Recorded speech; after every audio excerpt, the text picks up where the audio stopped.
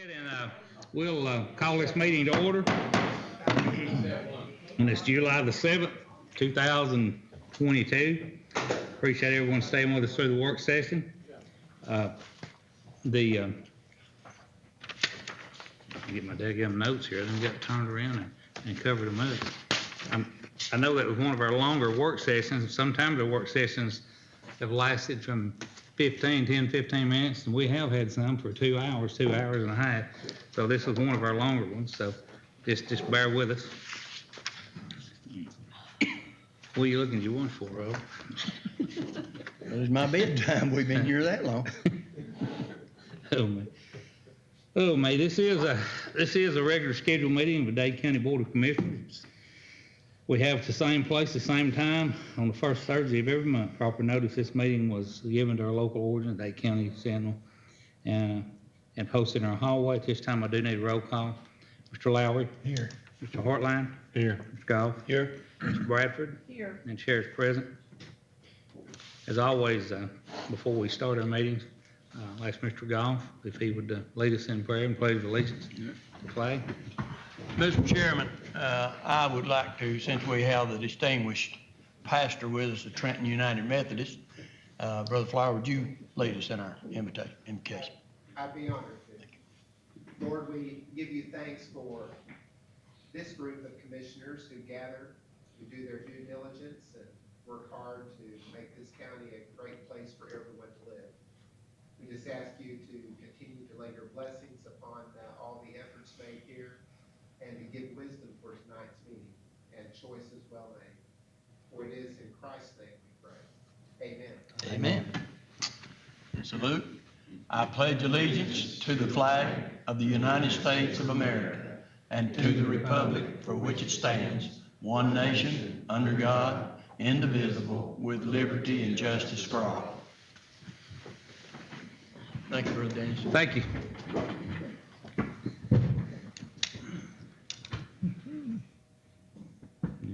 Anybody want to talk to us tonight? We moved this up several months ago, our citizen participation at first.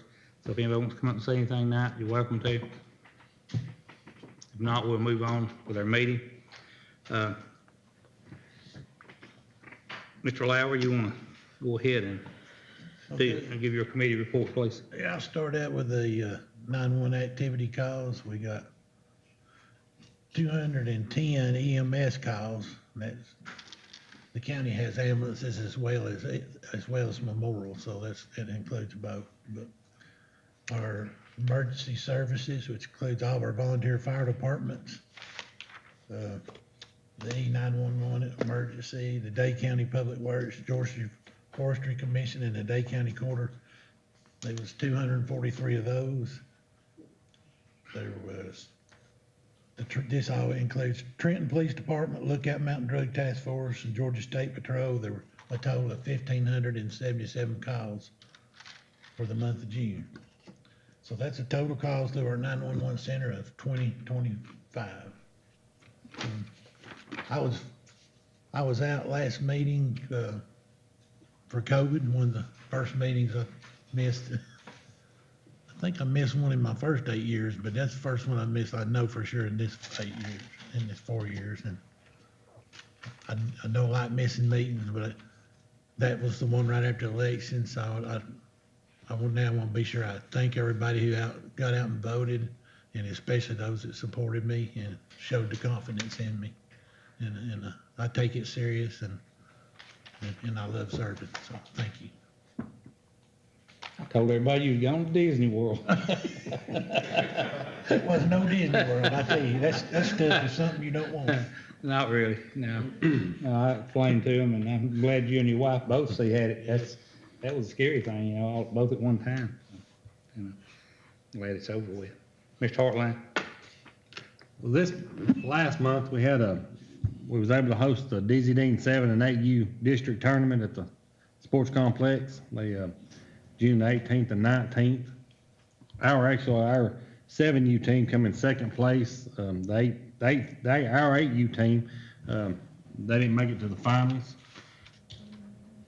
That was all we had going on down there. We did have during that tournament there was a lady that had lost a tennis bracelet. And I want to say thank you to one of our employees, like Caden Derryberry. He actually found it and turned it back in, and it was probably worth somewhere between $15,000 and $20,000. Yeah, it was So that woman was very grateful. It was five full tennis carat. bracelet. So, It's nice. you know, still honest people in the world. that's what I was gonna say. It's good to know that we still have honest people that when they found it, they were able to give it back to her. And she was tickled to death. And then for the month of June, he done 43 electrical inspections. So. In 1 month. That's unusual. That's just for the month of June, 43 electrical inspections. That's all I've got on this, for this month. Mr. Goff. Well, I'd like to say, we got Mr. Rodney Ross back here representing New Salem. And a good thing that happened is they were able to go back to their fireworks, 4th of July fireworks this past Saturday evening. And again, it was second to none. You couldn't go anywhere and find any better with the fellowship and the time before and then the fireworks themselves. So I know, Rodney, it takes a lot of people to do it, but thank y'all for taking that time and all that it takes to get to that, because there was a sluice of people there too, and that's just a place to go and enjoy. And then also, there's nobody here maybe with the 1945 days, but Nathan Wooten did an excellent job. And again, it wasn't just Nathan. It takes a lot of people to put that together. But I mean, it was a sea of people at Jenkins Park all day long, and just seemed like everybody having a great time. The biggest thing is thanking the good Lord that we're back to being able to do things like this, because it's been a while since some things were able to happen. But again, some good things happening in our county and our city. I do want to report on Splashed.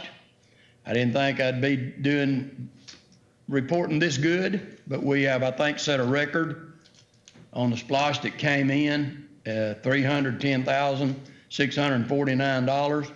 Now, this is, oddly enough, this is money that was spent in April. It's just now showing up. April was $305,000, so we need to keep what's happening in April happening all throughout. But I think the 300, Rebecca, is that not maybe a record for all the time that we've had splashed? And we've had 3 or 4 5-year terms of it. So I can't explain it, but it's a great thing. And I wanna say, when we talk about the T-Splosh, we just voted to put a referendum on this general election in November. That will give us an idea. But now, Philip said the gas tax won't go on that. But it would be somewhere similar to that. Whatever comes in this penny would come in to go toward our roads, bridges, rails, striping, all the things that we want done on our roads to make them safer. So as we get into that, think about it, it would raise our taxes, our sales tax, up to 8% if that passes. It will stay at 7% if it doesn't. But it would be of a great benefit. You just kind of compare those two, and then as Don said earlier, when we're going through the millage process, which he's doing right now, if this penny is up, then the lost penny is up, and the lost penny reflects back on the taxes that we pay on our property taxes and on. So that does give us some relief off of that, because everybody that comes through here spending that penny has help this to be a reality. So it's good to report on 310,649, and I hope that's something that just keeps going. Ms. Bradford. Okay, we've got a total of 878.87 tons hauled off. 674 went across the scales, which is decent, and then the 204 is what's left is the free household dump.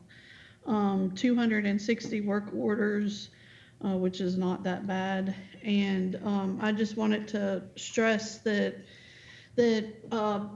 good group of people are trying to do some maintenance and some work at the transfer station. There's lots of things that need to be maintained and taken care of, so we don't have to replace or rebuild or anything like that. I'm not sure that, Carrie, did you get any pictures up? No, but everybody goes there. So, oh, there you go. There's one. So there, and we're going to keep working on we're probably gonna try to work on the scale next, cause that's a lot of metal to replace once it gets bad. So the doors were recoated and, gonna try to work, the windows were redone recently, and, we're gonna try to get in the inside and try to work on that a little bit, because the water was washing in and coming through that brick because it was so old. So we sealed it and painted it a tinted. The seal's actually a painted color, so it's kind of a 2-in-1 bonus. But so we're gonna keep trying to go along with that, so we're not having to replace anything or rebuild. Yeah, okay. That's it. All right. I was gonna say this last, but I'll go with it. We have had, because I mentioned railroads every month, and it's getting worse, as far as, Southern Railway goes. They're a little bit better here in the city. They're actually breaking the trains now, but from there north, where private citizens are at, we've got dead end roads up there, Gwynn Road, Clark Street up here. I got numerous calls from them this week. Tracks are blocked, 3 to 4 hours at a time. Same thing up in Gwynn. And then we've got CSX that's come in the picture. I've never had any complaints over the years until just a month or so ago about the CSX. And they just come into Dade County on the very northern end, and then go right back into Tennessee. But we do have a couple of drives there that's that's the only way they got in and out. And we did have some people the other day that couldn't get in, and they wound up sleeping in their car, elderly people, and that train was on the track it was like 8 hours, 7.5, 8 hours. And so, but we're doing all we can do. I've got all the contacts out, possibly, I've called, I've got like I said, our congressman, our federal people's involved in it, and just hopefully they'll work with them. I mean, that's what it took to get Southern, or Norfolk Southern, to do what they're doing right now, which is, it's better. It is, at least in our industrial park, since we've had our last commission meeting anyway, because as I mentioned that night, that train had been on it since midnight the night before, and they were supposed to move it while we were actually in the meeting, and Robert called me right after that, and I think they didn't move it till about 10 o'clock at night, didn't they? I think it was the next day. Next day. Next day for it. So, but I just want all those people, I don't see anyone in the room here that's really affected that much, but I want everybody to know out there that we're working hard to try to get this, to make it better. It'll never stop because, you live across the railroad tracks, but most of these people are used to trains meeting each other, and, 15, 20 minutes, 30 minutes, they're gone. But when you're blocking these tracks for hours at a time, you can't do it. We can't have that. We can't have, when school starts back, them handing kids under the train again up there. We can't, something's got to happen, something's got to give. So anyway, we're working on that. Another thing, I've had a lot of calls this month. We're talking about growth and about how many electronic inspections that Stacy done. I've done a few of them also, but I've been getting a lot of calls from people that actually have bought property in here that's come in, and new people moving in, and they're not for sure. They're not for sure on the guidelines as far as their state health department. I met with 2 different people groups this week. One with our regional health director in the room, and one with Christian, which is our local person. But they're not really reading. They don't understand. Some of these people have already built houses, and they don't really have a permit to put a sewer in. And then when they come up with when the health department looks and they come up with this, this permit that they could possibly get, it's called a drip system, which is right at the end of, that's the worst of the worst. And you're looking for a 3-bedroom house, around $30,000 for a sewer system. So, and these people, we make it plain to them when they come in for an electrical permit that they have to go down and talk to the health department. And the health department, of course, is a state agency, and it's state laws. It's not county. This is state and federal laws as far as environmental health, And for whatever reason, that may not be, they want to build a house here. Well, that may be the only place on that whole property that perks where you can put a field line. And they go, and these people, they go and build a house on it. Well, you can't do that. I mean, it's just, and there's quite a bit of that that's happened. It's just surprised me. I maybe had 1 or 2 calls in the last 15 years on that happening, but anyway, we're trying to stress to people, and they need to listen and they need to read the instructions and what the law is and what's required by the state of Georgia. Just want to throw that out there. Melissa, this is another thing well, not pertaining to that, but I got a call from DOT. We've got a meeting scheduled next week. I just told Melissa we're trying to help these people out on the Briarwood in her district on a crosswalk for the elderly to go across the state highway. We won't have any money involved in it, but we have the numbers to call to get them involved with these people out there, because it's somebody gonna get, they're going from one side of the road to the other, and wheelchairs and walkers and whatever. So that's something that the people that's listening to. We've got that kind of going. We are scheduling a meeting. Another thing, and I've had issues with, and it's been going on for a couple of months. I really not thought that much about it, but this month for some reason, I don't know whether it's just people are just getting started and summer's here and they're building but I've had a lot of people questioning our county right-of-ways. Okay, I bought this property. I'm from Chicago, Illinois, or whatever, or from South Florida, and I'm putting my fence up here, or where, and it's, they don't show my deeds. It just says to the county right-of-way. Well, if you have any questions about that, we have got, Billy keeps it in his truck, I keep it in mine. I've got it here in the office of every county road, every road in this county that what the right-of-way is. And it's not, if a lot of them are not the same. Sligo Road, we've got, on the north end of that, we've got some 50 and some 80 foot right-of-ways. Scratch Ankle, we've got 50 foot. In some places, we've got 100 feet of right-of-way. So don't just guess at it, or don't go by what your neighbor says. You need to come in here. If you're not familiar with it, you need to check with us. Burkhalter Gap, we've got some issues. We've got some complaints on some things that's happening on the right-of-way up there right now. Parking, permanent parking that they're building gravel.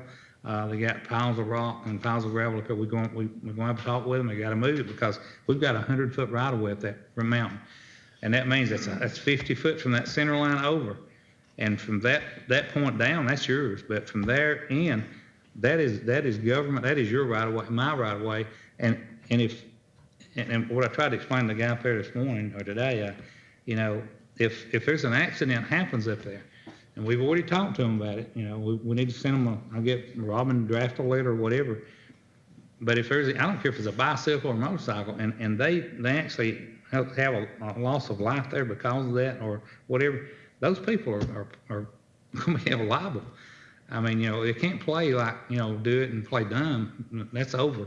So anyway, I'm just telling everyone out there, and most people in the county that's lived here, they know what their right of way is. I mean, it's either belonged to their grandpa or whatever, and they know, right? But there is a legal right of way to the county. We've got some roads we don't have any. We've only got prescriptive right of way on Creek Road over there. There's a lot of Creek Road, like where the hang gliders is at, going through that little section right there, that we only have prescriptive right of way, which is just from edge of pavement to edge of pavement, or ditch line to ditch line. But then there's parts of that road over there, when the road was widened, that we've got 80 feet on. So, you just need to call or talk to Billy, talk to me, any commissioners. I mean, we can find out for you immediately before you do anything, and you got to take it down. A few years ago, first time that I really was about a Corker up at the Creek Road, he had put up probably, it was probably 800 feet of fence. His fencing company came in, and they'd already drilled the holes and set the posts, and they set them about 6 inches off the pavement. And I mean, they got a beautiful place up there. I mean, it's beautiful. But he didn't, he didn't call or anything, didn't. He thought, well, I called and talked to him, and he was nice about it. He said, I didn't even think about it. He said, I just didn't. I figured y'all didn't mind if we mowed it, which we don't mind you mowing it, but not to put a fence on it, because that you're accepting liability on that thing, And so he was real nice about it. The fence people were still there. They pulled them up. They moved over. I went up and showed them where the right of way was at, and that's where the fence is at now. So that could have really, could have been really expensive. But anyway, I'll get on something else, I know y'all. But it's important. It may not mean a lot to the people in this room, but it's really important to people that don't know that go ahead and do it, and then they gotta back up. And you know whose fault it is after that? It's ours. They blame it on us. I mean, so right now tonight, I'm just telling you, this is the correct way to do it. Just call office. We answer our phone. I answer my phone 7 days a week, and I keep it with me. I can tell you exactly. And the state's the same way. The state's the same way. I've got a computer in there, and I think I've shared it with most of them. I can go online. I can go in there and I can tell you exactly. If you'll give me a mile marker of where you live at, I can pull it up and it'll tell you. And it's surprising how much right of way some of the roads in this county the state's got. A lot of them are 100 feet. Most of them are 80, So that's another thing. I'm glad you said that, because it is. It is a Even though problem. we're not responsible for a state out, but we can get you an answer quicker, and you can call GDOT and talk to them, because they'll put you through to several different people. But we've got their site, the real updated right of way on the road. So let me see here now. Okay. Al Phillips already spoiled my bracelet story. I had a good story too about that 5-carat bracelet, but dadgummit. What else did I have on here?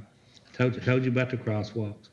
But the biggest thing, is that we've been working on, all of us, and we've been worried about, and I'll end with this, is that budget. It's so critical that we've come up, and we're at this point right now, because I worried more about this one, I guess, than any I've been through, and as commissioner, because of the way times are. But thank goodness, as Robert gave you those reports, for whatever reason, whether it's the Tractor Supply, or we're selling more hamburgers at McDonald's, or or the linemen, man, the loss and the splosh and all is that, and things are good, and it's just I feel good that we're at this point. We're going to be able to keep our millage rate the same. We're not going up on the millage rate as far as the tax increase. The tax increase will be advertised in the county as a county, and from what I understand, school board too. But that increase is related to how much money that we're taking in. We're taking in more money because of the assessments and all that we got. Our property, my property went up, my property values. That goes back to these people here I'm talking about. We've got people coming in here buying property, and they're paying premium prices for this property, in Dade County. And when enough sales happen, where they don't just pull us out of the air back in the assessor's office, they've got to have real comparative property to base that on before they can say, okay, your 3 acres is not worth $150,000. Well, you have to anymore. It's worth $225,000. They've got at least 3 parcels that they're comparing that with. So, but the reason you see this advertising in the paper, and we've done this for the last few years, public had growth, is because we are collecting more money to operate the county with. So we've got to advertise that by state law as an increase, because it's an increase in revenue. I'll end on that. I'm about to run out of voice. Y'all got anything else you want to say since I've been talking? No, just mention that. Do what now? You mentioned the railroad crossings. A lot of them are in my district. That's right. And, You're on the north end. yeah, Steel Road, Belk Road, Carroll Road, and then now we're having on Hooker Cemetery Road. Yep. And when we talk about the splash tax, that's another good thing that it could be used for, like on Steel Road. It's a short distance to Belk Road, and we could get them to where there's a railroad overpass, and that would probably help. What do you think, 60, 70 families Oh, yeah. have a way out of that area? Yeah. Because there's some of the ones, that's where they're handing the children under the train and through the train. That's where the people have been coming in on first shift, or coming in day shift, and having to leave their cars there till midnight, 1, 2 o'clock in the morning, not being able to get home, and they had to cross the train and go home. And that's where a lot of them, I had talked to one guy up there 3 weeks ago, I might have mentioned this last commission meeting, I think, but he lost his job because of it. Young man, he just got a job at one of the big plants in Chattanooga, and he'd been late 3 times because of that train. The 3rd time, they told him to go back home. And it was a good job. I mean, it was something that he would probably, and so that's not right, but you're at their mercy, and I've explained that to the people I talked to, the railroad, and they said, well, look, we have a business to operate too, makes you just want to, but you're right, Lamar, because, you've been getting calls just like me, so. Okay, let's move down. Miss Mindy, you've been looking at me. Come on up, you're first. She's our manager of our Dade County Library, and give us our report. I'm always listening, and I appreciate always the opportunity to come. I know as we've been talking about budgets, how important it is that you all think about the library and that as county residents rely on us and that y'all always, are so good to us. So I appreciate you giving me the opportunity every month to come up and sort of say what we're doing for the county and what we, kind of what we have to offer. So first, we've got our July calendar up here. These are just all the events we're going to do in July. We've already had our medicinal tea workshop and our, here's some pictures. Rising Fawn Gardens came. We had 23 people, which for me, that's a record for an adult program at the library. Obviously showed an interest and a need. They came and brought all these herbs, and they taught everybody things that grow naturally in and around, things that they can plant that are going to grow well to make these sort of medicinal teas. So it was a really popular adult program that we had. I want to introduce Ansley Cagle. She just came on a couple weeks ago. She's working with us through the Northwest Georgia Workforce Development Grant, and she's a resident of Hope House. And she'll be with us through March. And she's the grant provides for extra help keeping community public places clean and sanitized. And she comes in every day, and she's amazing, and we absolutely love her. So we're excited to have her. Is that through Paula? That's through Paula, good. yeah. Miss Paula got that sorted out, and there's actually a little article. The Sentinel did an article on Ansley and sort of talked about that process that Paula got rolling. She said they'd done it last year, and because it's really a help with summer reading. I don't know how many of y'all have popped in on any of our Thursday 11 a.m. summer reading programs, but we have a lot of kids and families come in, 150, sometimes more on Thursday. So the county comes and cleans for us twice a week. They come in Thursday morning, but then we get this massive onrush, and we get so many books being turned in and handled and touched. So Ansley comes in, and she'll wipe down and sanitize the books that are coming in, all the surfaces on the Thursdays. So we feel really lucky and fortunate to have her, especially in the summer months here. Next, I wanted to talk about some of our fabulous teen volunteers. I know at one of these meetings I put a call out. I said, we need teen volunteers. Sure enough, we have 5 amazing teen volunteers right now that are absolutely critical to, again, our summer reading program with all these people coming in. Oh, can we go back real quick? That's okay. I just wanted to point out one of our programs, they come in and they do our door count for us. They give out raffle tickets. They help set up chairs. They help take down chairs. Those hundreds and hundreds of books that we have to clean off and then reshelve. We've taught all of our teen volunteers shelving. They had to take a little course and learn how to shelve in the Dewey Decimal System. And you see down there, Amelia is reworking our nonfiction section that was all in a disarray. So we are very fortunate and grateful to have these teen volunteers. Our summer reading program is going full force. We have, that slide is even outdated. I've got my slides to carry a little bit early. We have 241 participants in the Bean Stack program, and we've had 42 participants already finish the summer reading challenge, which is to read 840 minutes for the summer. They've already finished and received their prize, which is a brand new book for their home library. And you can see those kids were all picking out their brand new books from our selection. And in June, we had 503 participants just for our summer reading programs. You can see how packed the library is. Here's one, and let's flip to the next one. Oh my gosh, the Georgia Mobile Dairy came. I told y'all I was excited about that cow coming in a truck, and she did. Miss Maggie came in a truck. The kids got to see her. They got to pet her. They did a little bit of a milking demonstration, and it was hot as all get out, but everybody came out. We had water, iced water down for everybody, and very popular. All of our programs have been amazing. Our teen program, I know that it's a demographic that I've mentioned before. We are trying to build in the library, and Spencer Pennington, our youth education coordinator, is a phenom, and he really is doing an amazing job with our teens. You can see we've got a game night, an anime and manga club, and a Super Smash Brothers tournament where they all go and play Super Smash Brothers. So we've really been building our teen involvement Part of it is the volunteers that we have. Part of it is the incredible programming. And the next part is our, Pokemon League. Sorry, I'll go back to my other thing. Pokemon League is another thing Spencer instituted. This is an all ages group. And there's the card game, there's a video game, there's a little lesson, there's a craft.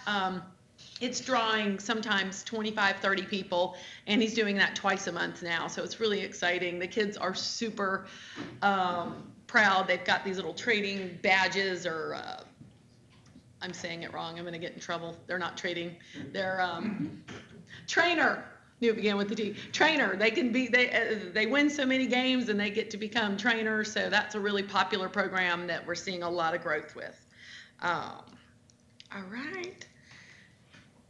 TAB, our Teen Advisory Board. This is what I'm so excited about. We've got several members that are part of our Teen Advisory Board. This was the first newsletter that they put out. I gave y'all a demonstration of our second. They are responsible in writing a monthly newsletter for the library where they're doing book reviews. They're showcasing some of the new book arrivals that we've got. They're talking about programming. They really are a fantastic group of young people. Spencer is also working with them on marketing, doing some research, and they're going to be basically promoting some of our programs and some of our things on social media, learning about Facebook and Instagram and posting on there. The other thing, they've also been integral in planning some of the team programming that's coming down the pike. One of the things that we're going to be introducing in the fall is testing programs for the ACT and the SAT. We're going to do like a 6-week program using some of the library digital resources for middle school and high school students to get ready for those tests that happen in the fall and the winter. So we're excited about that. And we're going to be doing a creative arts class with a focus on emotional well-being and emotional health, which is something I know we've been talking about as well in this community, is trying to raise the awareness and find a way to help young people that might be dealing with some of these things. So we're going to use some creative arts along with some social, emotional health and well-being programming in the library.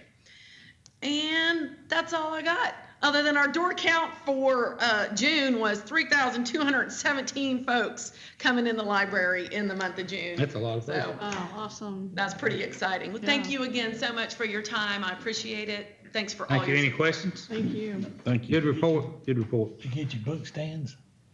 No, Where we at on from the that? high school? No. Are they building them for you though? Well, we're working on it. We're working on it. You know, it's summer break, so Oh, I forgot. I know. So we're working on the high school shop class, building those, but our display units. But we're working on it for sure. Thanks, y'all. All right. Next, Laura Beth Cunningham, she said she wanted to be the last tonight, so she'll be 10 o'clock, I guess, before she, I'm gonna go fast. look at her husband grin back there. He's hungry. I can tell. He hasn't eaten supper. At 7:30, he's like, Oh, but- fast. I always talk fast, but I'm gonna talk even faster. So we hosted the first of our 2 summer Chick to Chicken Day Project camps. It was June 16th. The 4-Hers learned about anything chickens. They learned about the breeds, diseases, egg colors, grading out the broken out eggs and candling them where you hold them up to the light. We had all kinds of like chicken games for them. I came up with a chicken bingo game, and let me tell you, the kids in this county love some bingo. Had no idea. And then we took them out in the 100-degree weather heat, and we made them do sack races and play kickball. Oh, Lord. Because we need to be well versed in the 4-H club and everything. And then I hosted a 2-day greenhouse gardening camp, the 21st and the 22nd, and I taught them about the life cycle of plants, what all plants need to grow, and how to take care of them. And the kids built their very own greenhouse with just Scott and I sitting back there with the directions saying, get this, get that. And they did every little piece and built that greenhouse in 2 days. We planted some seedlings, and then we planted some live plants in there. And they had a really good time. Again, we played some gardening bingo, and this bingo is like the way to go for all the kids. We were able to do this because we got a grant from the Coosa River Soil and Water Conservation, and they purchased all these supplies for us and all the materials that I used, and we ended up putting a drip system in it because we had enough money. So I mean, it's a pretty cute little, good little greenhouse. On June 17th, we had our monthly craft night, and we built birdhouses out of these little half-gallon Milton cartons. I should have brought the one that I built because it's really cute too. But of course, since Scott is here, he volunteers to do everything now. So we painted all of them black, so that gave the kids more time to decorate them however they wanted, and they had a good time doing that. The next one is on the 22nd of this month. Next week, I'm going to take a group of kids to Tellus, and we did just actually fill up all of our spaces today.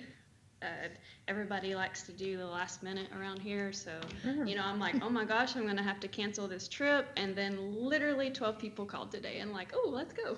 So we're going to do that next week, and they're going to get a guided tour, get to do the planetarium, and then they have like this 2-hour like science hands-on thing that they're going to get to do. Also this month, I'm going to take another hiking trip to the Glen Falls that's up on Lookout Mountain. There's still plenty of spots available for that. And then we will have our second Chick to Chicken Project Day Camp, and I'm coming up with a lot of those things. But since I got chickens for the first time, I've learned a lot about chickens. And so I decided my chickens have grown up enough that they're like fighting each other, for that pecking order. And I'm like, I can't believe that's a real thing. So we're going to talk all about that. And I don't know, I've really enjoyed the chickens as much as the kids have. I took these 2 great little girls to Stevens Gap Cave last week. It was hot, and we hiked 3.8 miles. We get to this cave, and that's the mouth of the cave right there. And I was thinking, oh my gosh, they're not going to want to do this. But I was like, okay, girls, you ready to put your helmets and your headlamps on? And they were like, yes. And we went down in this cave, and we saw waterfalls, and it was really awesome. And I was just so happy that they were so willing to do that, because I thought they would be scared. But it was really good, and we will definitely take that trip again. And more people should go. That was amazing. On to Sarah's stuff. Our 4-H livestock team traveled to Coleman, Alabama to kick off the summer show season at the Firecracker Futurity Show. The 2022 livestock team consists of Braxton Wood, Amelia Bearden, Nolan Bearden, Callie Hughes, and Ella Hughes. All the exhibitors had a great first show season, and Braxton Wood took home his first ever banner for 5th overall breeding doe, which is a really big accomplishment because this is only his 2nd year showing. The Dade Greater Gardener class met in June, and the program was on canning and food preservation. It was very popular because all the women in Dade County can, so it was really nice to see all of them like arguing about how they can something, and the USDA says you're supposed to do it like this, and they're all like, well, I do it like this, and I've been doing it like this for years, so I got a kick out of that. The next meeting is July 26th, not June 26th, and that program will be on fall vegetable gardening. The upcoming Tri-State Beekeepers Association meeting will be on Monday, July 18th. And they are going to have that meeting here instead of at our Ag Center because our air conditioner is still on the fritz, and it's like 108 degrees in there right now, so it's pretty hot.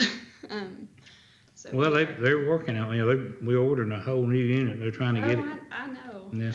It was doing better since they came out, and then with the really hot week, I'm pretty sure the repair that he did is just gone now. Yeah. So it's hot, but that's okay. They're going to come here, and I'm sure they will like that. The Tri-State Cattlemen's meeting will be on Tuesday, July 19th at 7 p.m. And this meeting, we alternate every month, and it is going to be at Dade County, and they're going to have George Legion. He is a farm secession attorney, and he will be discussing holding companies in trust for diversified farm operations. Sounds very complicated. That is all I have, so Any you guys questions? have a great night. Good report. Thank you. Appreciate it. Thank you. All right, Mr. George Williams, Chairman of the Alliance for Dade, or Chamber of Commerce. Yes, thank you. These are two tough ladies to follow, I'll say that for sure. There we are. We're recent activities, we're at around 100 investors. We seem stuck on that, but Yeah. we'll do better over the fall season.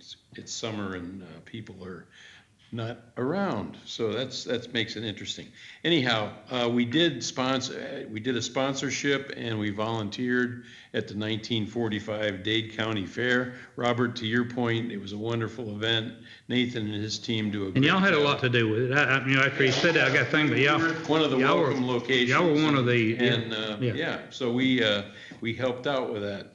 We're also partnering with Dade First Family Connection with our clothing box, which is at the Welcome Center, so stop in there. We also have items for sale, birdhouses by the construction trades group at the high school, Civil War books and local artists. And by the way, we had birdhouses on sale at the fair and they actually sold a few, so that it's great for the students. What do we have in upcoming events? Well, we currently have registration going on for the Plum Nelly Depot Arts and Crafts Show, which will be held on August 20th from 10 to 5:30 at the Trenton Community Center. It's sponsored by the Alliance's Public Arts Committee. Right now, I think we have 10 artists signed up, and we're looking to hopefully get around 20 artists. It's our first attempt, so we're pretty pleased with where we're at so far. We also just kicked off this week, sign up for Dade Expo. It's kind of hard when it's 98 degrees outside to think about the holidays, but we actually have people signing up like crazy already for the expo. So that'll be at the high school. And we changed the date this year. We're actually going to do the Saturday after Thanksgiving. So it's going to be in conjunction with that's also a national kind of thing. It's actually Small Business Day that chambers put on throughout the country. What do we have going on in July? Well, we're currently getting bids to replace our directional signs around the area. Most of our signs that we bought have disappeared because of quality issues, quite honestly. They blew down. So we need some good signs up to get people directed back to the Welcome Center. We're also beginning our search for our Dade Alliance president and CEO, and we're also going to hire a tourism director. So get ready. I mean, all these things we've been talking about this evening, we're gonna work on bringing more tourists. So we need to work on. Now, who's your CEO's left? Is that right? Your president? Who's? We're gonna have a president of the alliance, and then we're also gonna add a tourism director. Okay. So somebody that'll be responsible for the Welcome Center as well as putting programs together to promote tourism for the county. So, yeah, and just so you know, Titus, who's been with us for 2 years, is resigning. He'll be gone at the end of the month. He has some personal things that he has to deal with, but we'll miss him, and he's helped us immensely to get to where we're at the Welcome Center. So anyhow, so that's how we're moving forward to promote tourism. And I also learned tonight that we're going to help with T-Splost, how we educate our community about how the importance of that. So Don will be giving you a call and be talking about how we can help with that. And I also just want to thank the commission for appointing me to be on the IDA. June was my first meeting that I went to, and I hope to make a difference with that organization as well. My last slide is kind of our numbers for the Welcome Center. We had either local or out-of-town visitors. We had 69 visitors in the month of June. And I know so far in July, it's pretty hectic pace over there. So and if we had our road signs up, I think we would do an even better job. So any questions for me? Thank you for serving. Thank you. Hey, thank Appreciate you. it. Good report. Okay, thank you. Donna is not here tonight. Have we got anybody? Well, you gonna do the report for the, come on. You're gonna be Donna, then? No, I'm gonna be Audrey. Okay. With a dash of Donna. She has asked that we report that there's going to be a Dade County Historical Society. Their business meeting will be Saturday, July the 16th, over at the library at 10:30 a.m. So anybody that's interested in that or beginning to be interested in the history of Dade County, it's a good group. They know a lot of stuff, and there's also some books available. So again, that's Saturday, June the 16th, 10:30 a.m. at the library. And as far as our Dade County Historical Preservation Commission, Jamie was here tonight with an update and a report, and things are actually moving along and beginning to take shape, and it looks like we're going to be able to start some construction around August 1st. So we thank the commission for your interest and for your support immensely, and looking forward to good things happening and the heat going away too. So any questions about any of this? If so, call Donna. Okay, thank you guys. All right, thank you. Good report. All right, move down to number 5, our monthly financial report presented by Don Townsend. If you could go over that, please. As of June 30th, 2022, the general fund had a balance of $1,250,153. The investments on fund was $1,300,000, so that's $2,550,153. U.S. Treasury Federal Asset Fund was $0. Sheriff Special Fund, a balance of $8,938. Drug Abuse Education Fund, $23,085.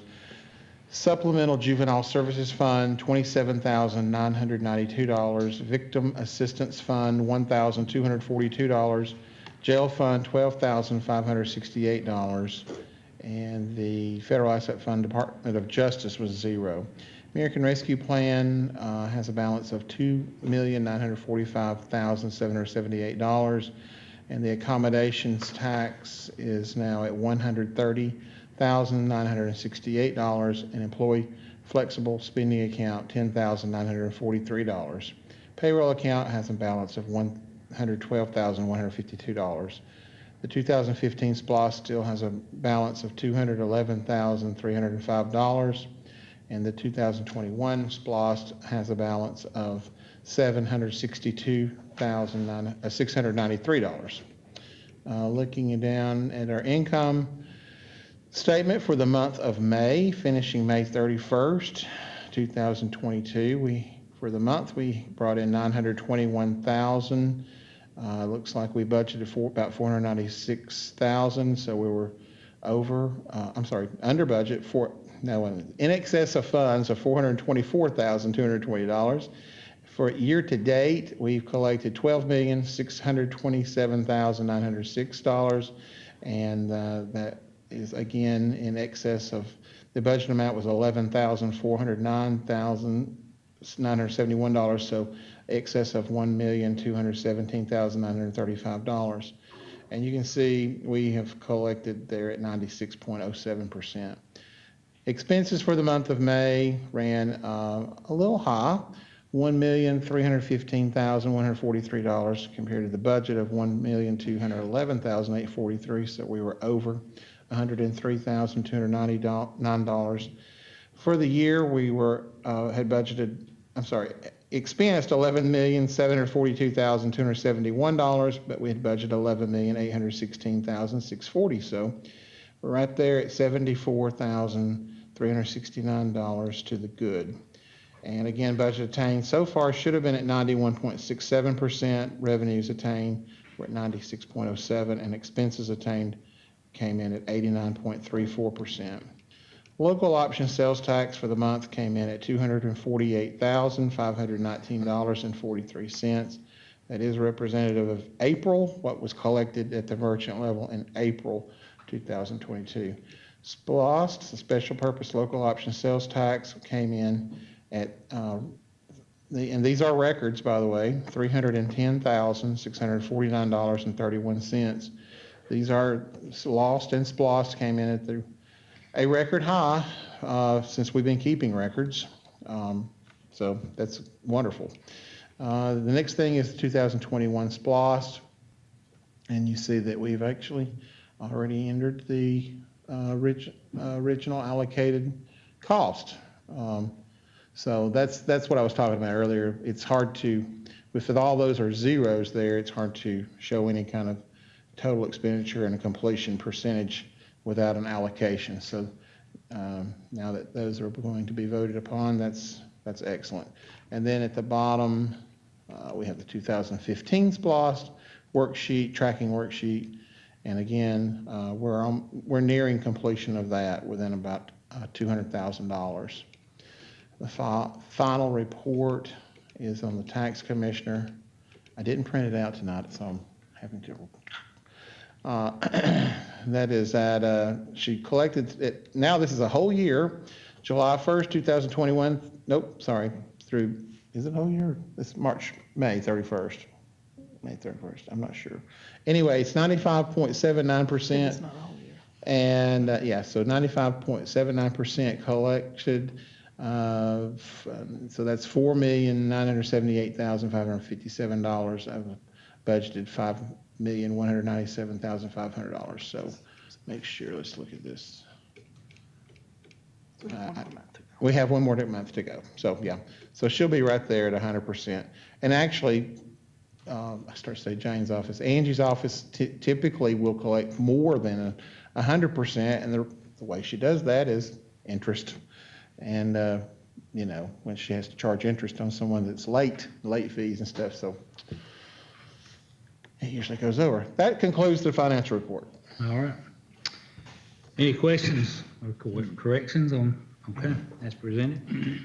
If not, I'll entertain a motion to approve our financial report as presented by Mr. Townsend. I have a motion to approve. I'll make a motion. Okay, have a motion. I have a second. Second. Motion and second. I call the vote. Mr. Lowry? Yes. Hartline? Yes. Gall? Yes. Bradford? Yes. Chair votes yes. Okay. Robin, you got any legal matters? Just real briefly, Mr. Chairman, an elections contest was filed in the Republican primary for the Secretary of State's race. And they filed it against the Secretary of State, the state of Georgia, and I think all 159 counties, most of them. But anyway. Most of them. Yeah, most, not all. And we were served on Tuesday as a part of that, and we're preparing an answer to be filed in response to that petition. It was filed out of Sumter County, I think, wasn't it? I believe, wasn't it? There's some, that's where it was originated from. It was south of Atlanta, and Yep. my geography's bad past Exactly. there. But Yep. Okay. Well, we'll just have to, you know, you can't sit back and not Right. be represented, so that's just, you know. Yeah. No, and as you I can don't imagine, really- most of the counties were served, and most are like us that really had very little involvement as well as knowledge about some of the allegations, and so we're Yeah. kind of tracking. This along about with each other. the machines. Yes. Yeah. Yep. Okay, well, keep us up on it, you know, it's just, okay, we'll move down to number 7, no unfinished business. Number 8, we got a vote, here we're gonna call a vote, we discussed this quite a bit over there. Let me get my resolutions back out here. All right. Let's see here now, to start with, it was on, Resolution 11, and then we've got 12 and 13. And this is pertaining to the assumption of the property over on Sales Lane. I'll start with, I guess we need to do them separately, don't we, Robert? We do. Be better. We do. Resolution R4122, approval of the intergovernmental agreement Dade County Water and Sewer Authority regarding the purchase, ownership, and management of sales of land property. Mr. Chairman, there's actually one up above that, is R-40-22. Approval of the, oh yeah, assignment of some, okay. So we got 4, really. Well, 1, 2, 3, nope, we got 3. Skip one. 10, 11, and 12. Yep, 10, 11, 12. We got 10, Resolution R-40-22, approval of the assignment, assumption, and release agreement with GFA and the Dade County Water Authority, Water and Sewer Authority. Do I hear a motion pertaining to that? Make a motion. Now, we're making a motion to approve? Yeah, I'm confused. Do what now? Yeah, we need to clarify that. That's right. Because it sounds like you're wanting to vote for it. No, I'm wanting to Well, make a vote. Okay, we'll call, I mean, I need to go and get a motion in a second, right? Just like we, yeah, okay. Yes, we do. To vote or to? To vote on this resolution. Yeah. Okay, do I have a second? Okay, I'll second. Okay, that we're gonna bring it to a vote, okay. Yes. All right. Have a motion and a second, and call a vote. Mr. Lowry? I'm still confused. If we're just saying, yeah, we're gonna vote, okay, I'll vote yes. No, it's approval. It's a motion to approve the, This is Vote it. no then. Okay. Mr. Hartline? No. Okay. Mr. Goff? Yes. Ms. Bradford? Yes. I vote yes. That motion carries. Let's move to number 11, Resolution R-41-22, approval of the intergovernmental agreement with Dade County Water and Sewer Authority regarding the purchase, ownership, management of the sales line property. Do I have a motion to vote on this? I'll make a motion to vote. That we vote? Okay. Do I have a second? I'll second. Okay. Call a vote for vote to approve this resolution R-41-22. We'll start with Mr. Lowry. No. Okay. Mr. Hartline? No. Okay. Mr. Goff? Yes. Okay. Ms. Bradford? Yes. And chair votes yes. Okay. All right. Let's move to resolution R-42-22. Approval of a quitclaim deed from Dade County Water and Sewer Authority regarding the purchase, ownership, management of the sales of land property. Do I have a motion to bring this before the board? Make a motion. Okay. Do I have a second? Second. Okay. All right. I'll entertain that motion to approve the R-42-22. I'll call a vote. Mr. Lowry? No. Okay. Mr. Hartline? No. Mr. Goff, yes. Okay. And Ms. Bradford? Yes. Yes, okay. And chair votes yes, motion carries. Okay, thank you. All right. Let's move down. I want my voting sheet. Let's move on down here to, Thank you, sir. thank you. Fine Methodist right there. I'm people. Methodist. Fine Methodist. Baptist wouldn't have woke up. The reading of the minutes of the last monthly regular meeting, any special call meetings will not be required since all commissioners have been furnished copies in advance. The minutes are a public record available for view in the county commission office. The minutes are included in the consent agenda and will be considered for approval under this new business. This time I'll ask Mr. Townsend to go through the consent agenda, read it to us, and at that time, after that time, I will entertain a motion to approve. Okay, we have an approval of the agenda as amended by Mr. Lowry, adding item number 17. Approval of the previous meeting minutes, the review of the personnel status report, resolution R-43-22, the appointment of Mr. Adam Austin to the Industrial Development Authority to replace Mr. Evan Stone for the term of July 8th, 2022 through December 31st, 2026, and that is the unexpired term. Fire Chiefs Association request for multi-gas detectors for New Salem, Trenton, New Home, and Davis Volunteer Fire Departments from company called 10-8 Fire and Safety of Bradenton, Florida for $6,303.68 for the purchase of 3 pursuit vehicles for the Dade County Sheriff's Office from Prater Ford, and those are 2000 22 Explorer four-door vehicles. The cost for each was $38,757.34. We do allow a max of $50,000 in case they have to add lots and et cetera to them. Imaging and indexing of documents for the deed records and grantor and grantee index books from 1849 to 1997 for Superior Court Clerk's Office. The company is Co-File for $50,750, and that is from ARPA funds. Also from ARPA funds, an upgrade of the Microsoft Dynamics SL 2015 to the Microsoft Dynamics SL 2018 CU7 financial software and administration for $15,910. Let's see, and then resolution R-44-22-2021, a special purpose local option sales tax SPLOST budget allocations. We have the revised intergovernmental agreement between the county and the city of Trenton for use and distribution of proceeds generated by the 2023 Transportation Special Purpose Local Option Sales Tax Referendum.